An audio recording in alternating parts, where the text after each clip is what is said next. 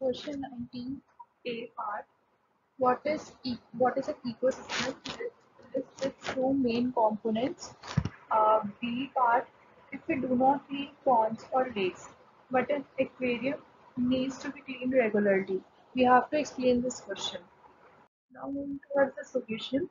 Ecosystem is a self-sustaining system where the biotic and abiotic organisms of various communities live with each other. The two components of the ecosystem are biotic and abiotic. Biotic system consists of all the living organisms of particular areas like humans, animals, etc. And the non-living component consists of air, minerals, soil, water, and sunlight.